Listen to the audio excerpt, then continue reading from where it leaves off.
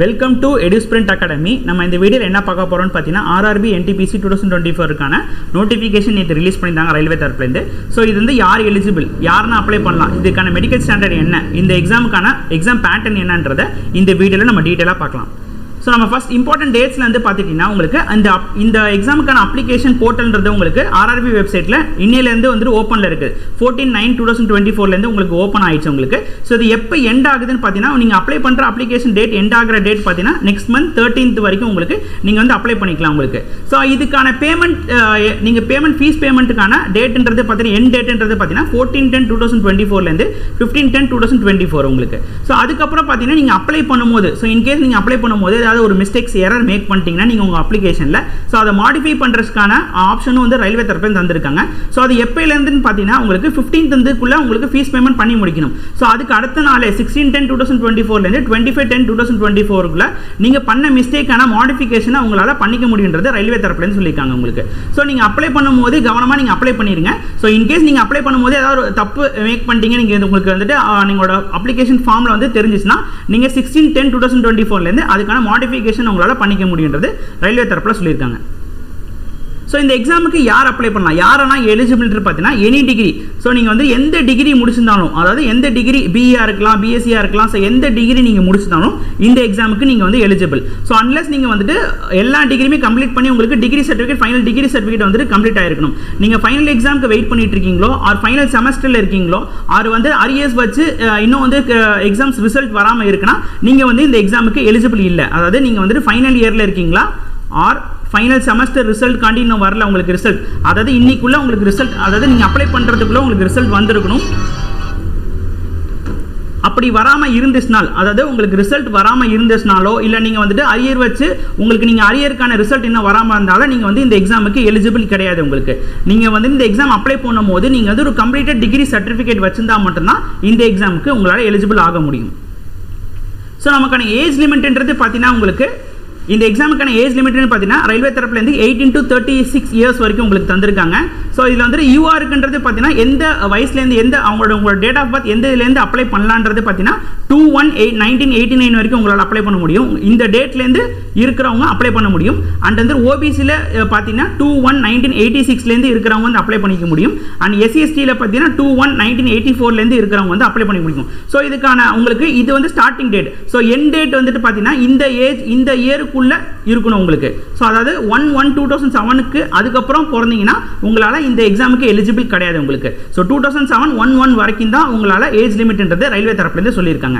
So இதுல வந்துட்டு இந்த 18 to 36 இயர்ஸ்ன்றது அப்பர் ஏஜ் லிமிட்ல, அதாவது மேக்ஸிமம் ஏஜ் இருந்து பாத்தீங்கன்னா 36. இது வந்து யூஆருக்கு மட்டும் தான் உங்களுக்கு. சோ நீங்க ஓபிசியா இருக்கலாம், எஸ்சிஎஸ்டியா இருக்கலாம், ஆர் எக்ஸ் சர்வீஸ்மேனா இருக்கலாம். சோ இந்த 36 இயர்ஸ்ல இருந்து உங்களுக்கு ஏஜ் ரிலாக்சேஷன் வந்து தருவாங்க. சோ அந்த ஏஜ் ரிலாக்சேஷன்ன்றது பாத்தீங்கன்னா ஓபிசிக்கு 3 இயர்ஸ் வரைக்கும் தராங்க.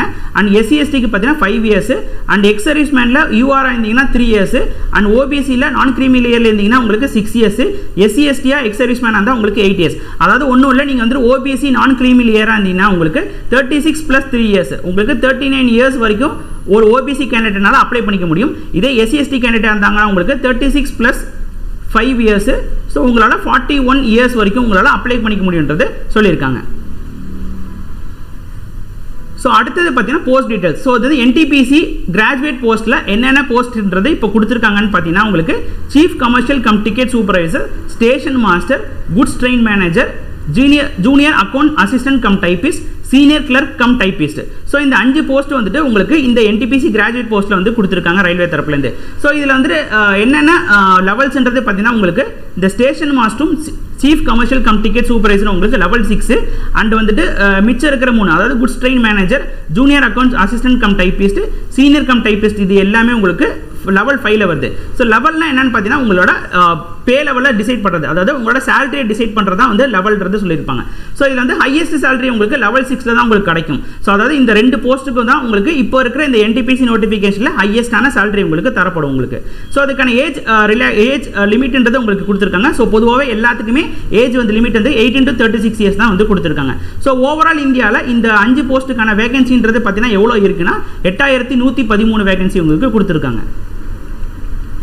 ஸோ இதுக்கான ஐ ஸ்டாண்டர்ட். ஸோ இதில் பார்த்தீங்கன்னா நீங்கள் அப்ளை பண்ணும்போது உங்களுக்கு வெப்சைட்டில் உங்களுக்கு ப்ரிஃபரன்ஸ் கேட்பாங்க. ஸோ எந்த போஸ்ட்டுக்கு நீங்கள் வந்து ப்ரிஃபரன்ஸ் ஃபஸ்ட்டு கொடுக்குறீங்க, அதாவது இதில் இருக்க 5 போஸ்ட்டுக்கு உங்களோட ப்ரிஃபரன்ஸ். ஸோ அதாவது நீங்கள் வந்துட்டு நீங்கள் வாங்குற மார்க்கை பேஸ் பண்ணி இந்த போஸ்ட்டுக்கு போனால் எனக்கு வந்துட்டு இன்ட்ரெஸ்ட் இருக்குது அப்படின்ற உங்களுக்கு ஆப்பர்ச்சுனிட்டின்றது ரயில்வே தரப்புலேருந்து கொடுக்குறாங்க.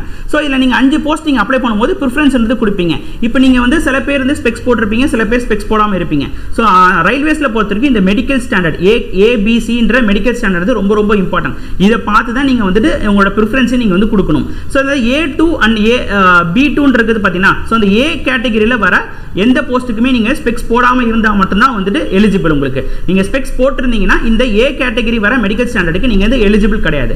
ஸோ அதுதான் இங்கே ஐ ஸ்டாண்டர்டில் கொடுத்துருக்காங்க உங்களுக்கு. ஸோ இன்கேஸ் நீங்கள் A2 போஸ்ட்டுக்கு அப்ளை பண்ணுறீங்கன்னா உங்களோட விஷன்றது எவ்வளோ இருக்குன்னா 6/9 இருக்கணும் வித்தவுட் கிளாஸ். ஸோ இந்த வார்த்தை ரொம்ப ரொம்ப இம்பார்ட்டன்ட். நீங்கள் A2 போஸ்ட்டுக்கு அதாவது ஸ்டேஷன் மாஸ்டர் குட்ஸ் கார்டுக்கு நீங்கள் அப்ளை பண்ணுறதா இருந்தீங்கன்னா நீங்கள் ஸ்பெக்ஸ் போட்டிருந்தீங்கன்னா அந்த போஸ்ட்டுக்கு எலிஜிபிள் இல்லை. ஸோ ப்ரிஃபரன்ஸில் நீங்கள் வந்து கொடுக்க வேணாம் உங்களுக்கு. ஸோ நீங்கள் வந்துட்டு ஸ்பெக்ஸ் போடலை இல்லைன்னா 6/9 வந்துட்டு விஷன் இருந்துச்சுன்னா நீங்கள் உங்களால் 5 போஸ்ட்டுக்குமே அப்ளிகபிள் பண்ண முடியும் உங்களுக்கு. ஸோ இன்கேஸ் நீங்கள் ஸ்பெக்ஸ் போட்டிருந்தீங்கன்னா மிச்சம் இருக்கிற 3 போஸ்ட், அதாவது மிச்சம் இருக்கிற 3 போஸ்ட்டோட ஸ்டாண்டர்ட் என்ன கொடுத்துருக்காங்க, B2 அண்ட் C2 ஸ்டாண்டர்ட் கொடுத்துருப்பாங்க உங்களுக்கு. ஸோ இது எல்லாமே 6/9, 12 அண்ட் 6/12. ஸோ இது வந்துட்டு வித் ஆர் வித்தவுட் கிளாஸ்ல இருக்கும் உங்களுக்கு. ஸோ இதை நீங்கள் வந்துட்டு இப்போ B2 ஸ்டாண்டர்டுக்கு நீங்கள் அப்ளை பண்ணுறீங்க, போஸ்ட் அப்ளை பண்ணுறீங்கன்னா இப்போ நீங்கள் போடுற ஸ்பெக்ஸ் வந்துட்டு இந்த லெவலில் இருக்காதுன்றத உங்களுக்கு ஒரு செக்அப் மாதிரி பண்ணிட்டு வந்துட்டு நீங்கள் அப்ளை பண்ணுறது நல்லது உங்களுக்கு.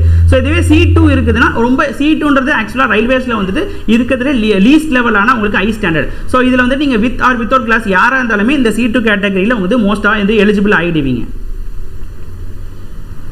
ஸோ இதுக்கான இந்த எக்ஸாமுக்கான எக்ஸாம் பேட்டர்ன்றது பார்த்தீங்கன்னா டோட்டலாக நீங்கள் வந்துட்டு 2 ஸ்டேஜ் ஆஃப் எக்ஸாம் கொடுக்குற மாதிரி இருக்கும். CBT exam computer based test வந்துட்டு டோட்டலாக 2 எக்ஸாம் நீங்கள் கொடுக்குற மாதிரி இருக்கும். ஸோ இதில் இருக்கிற 5 போஸ்ட்டுக்குமே டோட்டலாக 2 எக்ஸாம் கொடுப்பீங்க. ஸோ மூணாவதாக உங்களுக்கு ஸ்கில் டெஸ்ட்ன்றது சில போஸ்ட்டுக்கு மட்டும்தான் இருக்கும் உங்களுக்கு. ஸோ இதில் வந்துட்டு ஃபர்ஸ்ட் ஸ்டேஜ் பார்த்தீங்கன்னா இந்த ஃபர்ஸ்ட் ஸ்டேஜ் செகண்ட் ஸ்டேஜ் பார்த்தீங்கன்னா இந்த 5 போஸ்ட்டுக்குமே காமனான எக்ஸாம் தான். அதாவது இந்த லெவல் வைஸ், அதாவது லெவல் 5 லெவல் 6 தனித்தனியாக எக்ஸாம் நடப்பாங்களான்னு கேட்டிங்கன்னா கிடையாது உங்களுக்கு. ஸோ ஃபர்ஸ்ட் ஸ்டேஜ் CBT 1 வந்து நீங்கள் 5 லெவலுக்கு சேர்த்துமே நீங்கள் வந்து ஒரு எக்ஸாம் தான் கொடுப்பீங்க. ஸோ அதே மாதிரி தான் செகண்ட் ஸ்டேஜ்லயும் நீங்க வந்து 5 போஸ்ட்டுக்கு சேர்த்துமே நீங்க வந்து ஒரு எக்ஸாம் தான், காமனான எக்ஸாம் தான் நீங்க கொடுக்க போறீங்க உங்களுக்கு. சோ இது பாத்தீங்கன்னா ஃபர்ஸ்ட் ஸ்டேஜ்ல இருந்து செகண்ட் ஸ்டேஜுக்கு எப்படி ஷார்ட் லிஸ்ட் பண்ணுவாங்கன்னு பாத்தீங்கன்னா உங்களுக்கு வேகன்சில 15 மடங்கு. ஸோ உங்களோட வேகன்சியில் ஒரு போஸ்ட்டுக்கு ஒரு வேகன்சினா அதுலேருந்து உங்களுக்கு 15 பேரை வந்துட்டு உங்களுக்கு CBT 2க்கு வந்துட்டு கூப்பிடுவாங்க. ஸோ இதுக்கு தனியாக கட் ஆஃப் வந்து ரிலீஸ் ஆகும் உங்களுக்கு. ஸோ CBT 2ல வந்துட்டு இந்த 5 போஸ்ட்டுக்குமே நீங்கள் வந்து எலிஜிபிள் ஆகுவீங்க.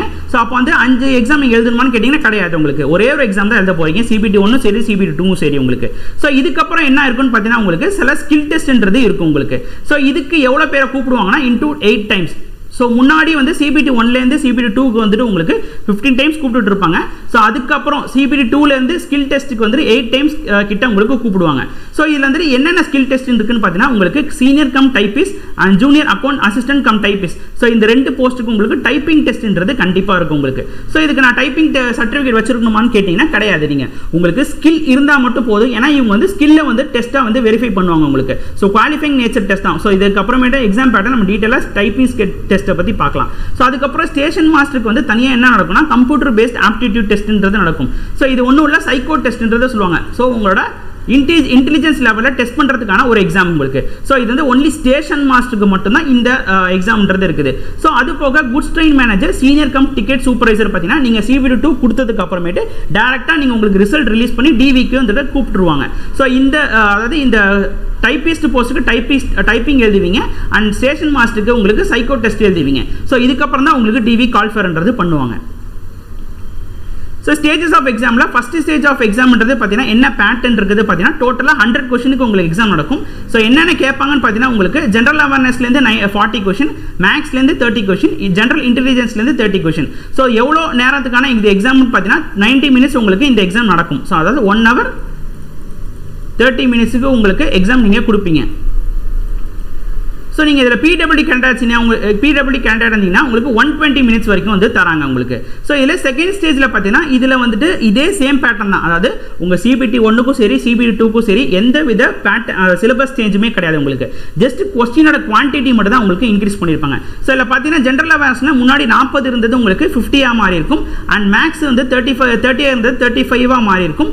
அண்ட் ஜென்ரல் இன்டெலிஜென்ஸ் பார்த்தீங்கன்னா 30 இருந்தது 35 மாறி இருக்கும். ஸோ டோட்டலாக நீங்கள் CBT 2ன்றது 120 கொஸ்டினுக்கு கொடுப்பீங்க. ஸோ அதுவுமே உங்களுக்கு 90 minutes டியூரேஷன் தான் உங்களுக்கு. ஸோ CBT 1லேருந்து நீங்கள் CBT 2 போகிறதுக்கு 15 மடங்கு கேண்டிடேட்ஸை உங்களுக்கு கால் ஃபர் பண்ணுவாங்க. ஸோ ஈச் அண்ட் எவ்ரி கேட்டகரியிலுமே இன்ட்டு 15 போட்டு உங்களுக்கு கால் ஃபர் வந்து பண்ணுவாங்க. ஸோ அதுக்கான தனி கட் ஆஃப் வந்து ரிலீஸ் பண்ணுவாங்க CBT 2க்கு.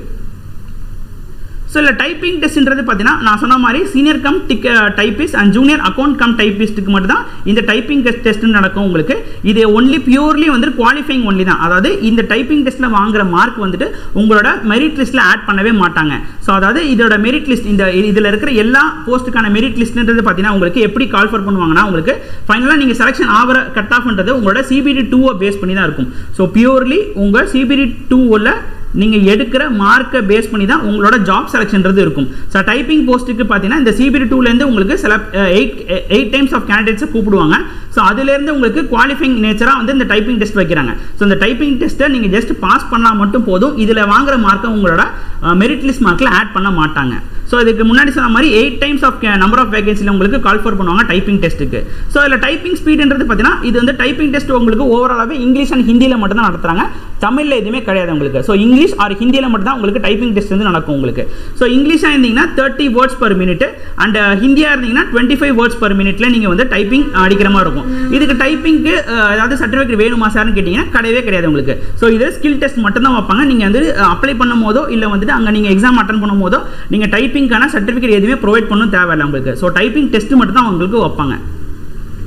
ஸோ இதே நீங்கள் PWD கேண்டிடேட்ஸ் நீங்கள் அப்ளை பண்ணுறீங்கன்னா உங்களுக்கு வந்து டைப்பிங் டெஸ்ட்லேருந்து எக்ஸம்ஷன் வந்துட்டு கொடுத்துருக்காங்க. ஸோ வந்துட்டு நீங்கள் வந்து பிளைட்னஸோ லோ விஷன் இந்த மாதிரி கேட்டகரியில் இருந்தீங்கன்னா உங்களுக்கு நீங்கள் வந்துட்டு அந்த எக்ஸம்ஸுக்கான சர்டிஃபிகேட் நீங்கள் வந்துட்டு ப்ரொவைட் பண்ணிங்கன்னா RRB வந்து உங்களுக்கு எக்ஸம்ஷன்றது டைப்பிங் டெஸ்ட்லேருந்து உங்களுக்கு கொடுக்குறாங்க. அடுத்தது CBAT நான் முன்ன சொன்ன மாதிரி ஸ்டேஷன் மாஸ்டருக்கு மட்டும் நடக்கிற ஒரு 3rd stage of exam. So இது ஷார்ட் ஃபார்மாக என்ன சொல்லுவாங்கன்னா சைக்கோ டெஸ்ட்ன்றது சொல்லுவாங்க. சைக்கோ டெஸ்ட்னா ஒன்றும் இல்லை, உங்களோட இன்டெலிஜென்ஸ் லெவலில் டெஸ்ட் பண்ணுறதுக்கு ஒரு டெஸ்ட் தான் உங்களுக்கு இது. ஸோ இதுவுமே உங்களுக்கு குவாலிஃபைங் டெஸ்ட் தான். அதாவது இதில் மட்டும்தான் உங்களுக்கு என்னன்னா உங்களோட மெரிட் லிஸ்ட்டுக்கு இதோட மார்க் ஆட் பண்ணுவாங்க. ஸோ ஸ்டேஷன் மாஸ்டருக்கு மட்டும் மெரிட் லிஸ்ட் பேட்டர்ன் டிஃப்ரெண்ட்டாக இருக்கும். அதாவது என்ன ஒன்றும் இல்லை, உங்களுக்கு நீங்கள் CBT 2 கொடுப்பீங்க. CBT 2 கொடுப்பீங்க, 120 கொஷனுக்கு எழுதுவீங்க எக்ஸாம். உங்களுக்கு CBT 2 ஸ்டேஷன் மாஸ்டருக்கு 120 கொஷனுக்கு நீங்கள் எக்ஸாம் எழுதுவீங்க. ஸோ இந்த 120 கொஷனுக்கு நீங்கள் எவ்வளோ மார்க் எடுக்கிறீங்களோ அதை வந்துட்டு 70% கன்வெர்ட் பண்ணுவாங்க. 70% கன்வெர்ட் பண்ணி அந்த மார்க்கை தனியாக வச்சுக்குவாங்க. அண்ட் CBATயில் நீங்கள் வந்துட்டு 100 கொஷின் வந்துட்டு 100 மார்க்ஸுக்கு எழுதுவீங்க. ஸோ 100 மார்க்ஸ் நீங்கள் எவ்வளோ இந்த சைக்கோ டெஸ்ட்டில் எடுக்கிறீங்களோ அதை வந்து 30% ஆஃப் மார்க்குக்கு கன்வெர்ட் பண்ணுவாங்க. ஸோ இந்த 70% முன்னாடி வாங்கினா நீங்கள் CBT 2லேருந்து மார்க்கை கன்வெர்ட் பண்ணி வச்சதையும் இந்த 30% ஆட் பண்ணி உங்களுக்கு வர மார்க்கு தான் உங்களோட மெரிட் லிஸ்ட் மார்க்கை கன்சிடர் பண்ணுவாங்க. ஸோ அது போக நீங்கள் CBT 2 நீங்கள் நான் சொன்ன மாதிரி உங்களுக்கு ஹை ஸ்டாண்டர்ட் ரொம்ப ரொம்ப இம்பார்ட்டன்ட் சொன்னால ஸ்டேஷன் மாஸ்டருக்கு. ஸோ நீங்கள் CBAT இங்கே கொடுக்கும் போது கண்டிப்பாக வந்து விஷன் சர்டிஃபிகேட் வந்து நீங்கள் ப்ரொவைட் பண்ணுற மாதிரி இருக்கும். விஷன் சர்டிஃபிகேட் ஒன்றும் இல்லை, நீங்கள் ஏதாவது ஒரு ஐ ஹாஸ்பிட்டலில் போயிட்டு எனக்கு A2 ஸ்டாண்டர்ட் இருக்குன்றத ஒரு சர்டிஃபிகேட் வாங்கிட்டு நீங்கள் ப்ரொவைட் பண்ணால் தான் உங்களுக்கு இந்த எக்ஸாம் உங்களால் என்டர் பண்ண விடுவாங்க எக்ஸாம் ஹாலில். ஸோ அதுதான் நான் சொன்ன உங்களுக்கு ஐ ஸ்டாண்டர்ட் ரொம்ப ரொம்ப இம்பார்ட்டன்ட். அதை பார்த்து நீங்கள் ஐ ஸ்டாண்டர்ட் எலிஜிபிளாக இருந்தீங்கன்னா மட்டும் ஸ்டேஷன் மாஸ்டர் போஸ்ட் போடுங்க, இல்லைன்னா வந்து ஸ்டேஷன் மாஸ்டர் போஸ்ட்டை ஸ்கிப் பண்ணிடுங்க. ஓகேங்களா? ஸோ இந்த எக்ஸாமுக்கான சிலபஸ்ன்றது பார்த்தீங்கன்னா உங்களுக்கு டோட்டலாக என்ன சொன்னால் உங்களுக்கு மொத்தமாக maths, intelligence, reasoning and general awareness டோட்டலாக இருக்கும் உங்களுக்கு. சில மேக்ஸில் என்னென்ன கேட்பாங்கன்னு பார்த்தீங்கன்னா number system, decimal, fraction, LCM, HCF, ratio and proportion, percentage, mensuration, time and work, time and distance, simple compound interest, profit or loss, elementary algebra, geometry, trigonometry, elementary statistic. அதாவது உங்களுக்கு அர்த்தமெட்டிக்கும் இதில் இருக்குது, ப்ளஸ் அட்வான்ஸ் மேக்ஸும் உங்களுக்கு கண்டிப்பாக உங்களுக்கு எக்ஸாமில் கேட்பாங்க. ஸோ ஃபஸ்ட் ஸ்டேஜில் 30 கொஷின் இருக்கும், செகண்ட் ஸ்டேஜில் உங்களுக்கு 35 கொஷின் வந்துட்டு மேக்ஸில் வரும். ஸோ இதில் ஜென்ரல் இன்டெலிஜென்ஸில் பார்த்தீங்கன்னா உங்களுக்கு analogy, comparison of number and analytical series, coding and decoding, mathematical operations, similarities, difference and relationships, analytical reasoning, syllogism, jumbling Venn diagrams, puzzle, data sufficiency, statement and conclusion, statement and course of action, decision making, maps, interpretation of graphs என்றது உங்களுக்கு intelligence ரீசனிங்ல உங்களுக்கு வரும். So இதில் general அவேர்னஸ்ல பார்த்தீங்கன்னா டோட்டலாக உங்களுக்கு நிறைய கொடுத்துருப்பாங்க. இதில் மெயினாக நீங்கள் வந்து படிக்க வேண்டியது என்னன்னு பார்த்தீங்கன்னா ஹிஸ்ட்ரி படிக்கணும், மெயினாக ஜியாகிரஃபி படிக்கணும், அண்ட் வந்துட்டு எக்கனாமி படிக்கணும், பாலிட்டி படிக்கணும், அண்ட் வந்து சயின்ஸு 10th வரைக்கும் உங்களுக்கு CBSE 10th வரைக்கும் இருக்கிற சயின்ஸ் கண்டிப்பாக படிச்சிருக்கணும். அதை தாண்டி கரண்ட் அஃபேர்ஸ் நீங்கள் வந்துட்டு படிச்சிருக்கணும். ஸோ ப்ளஸ் வந்து ஸ்ட்ராட்டஜிக்கே உங்களுக்கு கேட்பாங்க. இதில் வந்துட்டு ஸ்ட்ராட்டஜிக்கேவும் உங்களுக்கு கண்டிப்பாக வந்துட்டு கேட்பாங்க. ஸோ இதுதான் உங்களுக்கு ஜென்ரல் அவேர்னஸ்க்கான உங்களுக்கு சிலபஸ். ஸோ இதுதான் டோட்டலாகவே உங்களுக்கு NTPCயில் கேட்க போகிறது. ஸோ இந்த சிலபஸ்ன்றது உங்களுக்கு CBT 1க்கும் சேம் தான், அண்ட் சிபிடி 2க்கும் இந்த சிலபஸ்ன்றது காமனான ஒரு சிலபஸ் தான் உங்களுக்கு. ஸோ நம்ம சென்னைக்கான வேகன்சி டீட்டெயில்ஸ்ன்றது பார்த்தீங்கன்னா, ஸோ நீங்கள் வந்துட்டு ஆர்ஆர்பி அதாவது ரயில்வே பொறுத்த வரைக்கும் உங்களுக்கு நான் 8113 வேகன்சி சொல்லியிருப்பேன். இந்த 8113 வேகன்சி நீங்கள் எலிஜிபிளான்னு பார்த்து கேட்டிங்கன்னா கிடையாது உங்களுக்கு. ஸோ உங்களால் வந்துட்டு சில ஜோனுக்கு மட்டும் தான் உங்களால் அப்ளை பண்ண முடியும். ஒரு ஜோனுக்கு மட்டும் தான் உங்களால் ப்ரிஃபரன்ஸ்ன்றது கொடுக்க முடியும். நீங்கள் அப்ளை பண்ணும்போது ஃபஸ்ட்டே கேட்கும் எந்த ஜோனுக்கு அப்ளை பண்ணுறீங்க. இப்போ நம்ம வந்துட்டு மெயினாக தமிழ்நாட்டில் இருக்கிறனா நம்ம வந்து எல்லாருமே சென்னை ஜோனுக்கு தான் ப்ரிஃபரன்ஸ் கொடுப்போம் உங்களுக்கு. ஸோ சென்னை ஜோனில் உங்களுக்கு பார்த்தீங்கன்னா சீஃப் கமர்ஷியல் கம் டிக்கெட் சூப்பர்வைசருக்கு உங்களுக்கு கேட்டகரி வைஸ் உங்களுக்கு போட்டிருக்காங்க. ஸோ டோட்டலாக 155 வேகன்சி இருக்குது. ஸ்டேஷன் மாஸ்டருக்கு பார்த்தீங்கன்னா 8 வேகன்சி இருக்குது. குட்ஸ் கார்ட் ட்ரெயின் மேனேஜருக்கு பார்த்தீங்கன்னா 9 வேகன்சி இருக்குது. Junior accounts assistant cum typist பார்த்தீங்கன்னா 25 + 144 வேகன்சி உங்களுக்கு இருக்குது. So ICF and southern railway பிரித்து வந்து கொடுத்துருக்காங்க. ஸோ இதுவே சீனியர் கம் டைபிஸ்ட்டுக்கு பார்த்தீங்கன்னா ஐசிஎஃப்ல 19 வேகன்சி அண்ட் சதர்ன் ரயில்வே வந்து 76 வேகன்சி. அதாவது உங்களுக்கு வந்துட்டு நீங்கள் வந்து தமிழ்நாட்டில் நான் வேலை செய்யணும்னு ஆசைப்பட்டீங்கன்னா உங்களுக்கு சென்னை ரீஜனுக்கு நீங்கள் வந்து கொடுத்து அப்ளை பண்ணணும். ஸோ இல்லை சார் நான் வந்துட்டு எந்த ரீஜன் வேணால் அப்ளை பண்ணி நான் வந்து எங்கே வேகன்சி இருக்குது அந்த பார்த்து அப்ளை பண்ணாலும் உங்களுக்கு நீங்கள் வந்துட்டு உங்களுக்கு எலிஜிபிள் தான். ஸோ நீங்கள் வந்து தமிழ்நாட்டில் இருக்கிறனால சென்னைக்கு மட்டும் தான் அப்ளை பண்ணுவான்னு கிடையாது உங்களுக்கு. ஸோ ரயில்வேஸில் இருக்கிற 18 ஜோனுக்குமே உங்களால் அப்ளை பண்ண முடியும் உங்களுக்கு. ஸோ நீங்கள் வந்து ஃபஸ்ட்டு எடுத்தோமே ஜோன் ப்ரிஃபரன்ஸ் கேட்கும். அதில் உங்களுக்கு பிடிச்ச ஜோன் வந்து நீங்கள் கொடுத்துக்கலாம். ஸோ உங்களுக்கு இந்த எக்ஸாமுக்கு அப்ளை பண்ணுறதுக்கான என்னென்ன டாக்குமெண்ட்ஸ் வேணும், ஸோ என்னென்ன டாக்குமெண்ட்ஸ் முக்கியமாக வேணும்னு பார்த்தீங்கன்னா, நீங்கள் இனிஷியலாக ஓடிஆர்ன்றது பண்ணுவீங்க ரயில்வே வெப்சைட்டில். ஸோ அதுக்கு முக்கியமாக உங்களுக்கு ஆதார்ன்றது ரொம்ப முக்கியம். ஸோ ஆதார் வெரிஃபிகேஷன் மஸ்ட்ன்றது இப்போ ரயில்வே தரப்புன்னு சொல்லியிருக்காங்க. ஸோ வந்துட்டு ஆதார் வெரிஃபிகேஷன் என்ன பண்ணுவீங்கன்னா, உங்களுக்கு ஃபஸ்ட்டு இனிஷியலாக நீங்கள் வந்துட்டு உங்கள் நேம் கொடுத்ததுக்கப்புறம் 10th மார்க் ஷீட்டில் இருக்கிற மாதிரி உங்கள் நேம் டீட்டெயில்ஸ் கொடுக்கணும். ஸோ அதுக்கப்புறம் என்ன ஆகும்னா உங்கள் 10th மார்க் ஷீட்டில் நேமையும் ஆதாரில் இருக்கிற நேமையும் உங்களுக்கு வெரிஃபை பண்ண கேட்கும் உங்களுக்கு. ஸோ இன்கேஸ் நீங்கள் உங்களுக்கு 10th மார்க் ஷீட்டில் இருக்கிற நேமும் ஆதாரில் இருக்கிற வேற இருந்துச்சுன்னா நீங்க அப்ளை பண்ணும்போது உங்களுக்கு மேல ஒரு டிக் பாக்ஸ் மாதிரி இருக்கும். சோ அந்த டிக் பாக்ஸ் எடுத்து விட்டு நீங்க ஆதார்ல எப்படி இருக்கோ ஃபில் பண்ணிட்டு 10th மார்க் ஷீட்ல எப்படி இருக்கோ இந்த சைடுல ஃபில் பண்ணிட்டு நீங்க வெரிஃபை கொடுத்தீங்கன்னா வெரிஃபை ஆகும். சோ இது எல்லாமே நம்ம டீடைலா நம்ம அப்ளிகேஷன் வீடியோல நம்ம வந்து சொல்றேன் உங்களுக்கு. சோ அதுக்கு அப்புறமேட்டு கம்யூனிட்டி சர்டிபிகேட், நீங்க ஓபிசி இருந்தீங்கன்னா கண்டிப்பா ஓபிசி வேலிட் சர்டிபிகேட் கண்டிப்பா வேணும். சோ எஸ்சி எஸ்டி இருந்தீங்கன்னா உங்களுக்கு அதுக்கான சர்டிபிகேட் அப்லோட் பண்ற மாதிரி இருக்கும் உங்களுக்கு. சோ ஓபிசியா இருந்தீங்கன்னா ஒரு வேலிடான ஓபிசி சர்டிபிகேட்டை இப்பயே வாங்கி வச்சுக்க ட்ரை பண்ணுங்க உங்களுக்கு. சோ ஏன்னு பார்த்தீங்கன்னா உங்களுக்கு எப்போ தாசில்தார் வந்து சைன் பண்ணாரு, ஸோ சர்டிஃபிகேட் நம்பர் வரைக்கும் உங்களுக்கு கேட்குறாங்க ஆர்ஆர்பிலேருந்து. ஸோ அதுக்கப்புறமேட்டு எஜுகேஷன் குவாலிஃபிகேஷனில் உங்கள் 10th மார்க் ஷீட்டுக்கான டீட்டெயில் ஃபில் பண்ணுற மாதிரி இருக்கும். அண்ட் டிகிரி மார்க் ஷீட்டான டீட்டெயில்ஸ் வந்து அதாவது ரோல் நம்பர், எந்த வருஷம் பாஸ் பண்ணீங்க, எந்த காலேஜ் ஃபில் பண்ணுற மாதிரி இருக்கும் உங்களுக்கு. ஸோ அதுக்கப்புறம் இதில் ஃபோட்டோன்றது உங்களுக்கு முக்கியமாக இருக்கிறது ஒயிட் பேக்ரவுண்ட். ஸோ இது ரொம்ப ரொம்ப இம்பார்ட்டன்ட். ஒயிட் பேக்ரவுண்ட் ஃபோட்டோ வந்து ரெடி பண்ணி வச்சுங்க. And signature of the photo, அதாவது நீங்கள் உங்களோட சிக்னேச்சரோட ஃபோட்டோ வந்து ரெடி பண்ணி வச்சுக்கோம். ஸோ இதில் நீங்கள் அப்லோட் பண்ணுற டாக்குமெண்ட்ஸ்ன்றது பார்த்தீங்கன்னா ஃபோட்டோவும் சிக்னேச்சர் மட்டும் தான் நீங்கள் அப்லோட் பண்ணுறீங்க. மற்ற டீடைல்ஸ் வந்து ஜஸ்ட் டீடைல்ஸாக நீங்கள் வந்து ஃபில் பண்ணுற மாதிரி இருக்கும் உங்களுக்கு. ஸோ இந்த வீடியோவில் நம்ம வந்துட்டு எப்படி என்னென்ன எஜுகேஷன் குவாலிஃபிகேஷன் யார் அப்ளை பண்ணலாம், அவங்களோட ஏஜ் லிமிட் என்ன, எக்ஸாம் டீடைல்ஸ் வந்து டீட்டெயிலாக பார்த்துருக்கோம். ஸோ நெக்ஸ்ட் வீடியோவில் நம்ம வந்துட்டு இதுக்கான அப்ளை எப்படி பண்ணலான்றதை பார்க்கலாம். So thank you.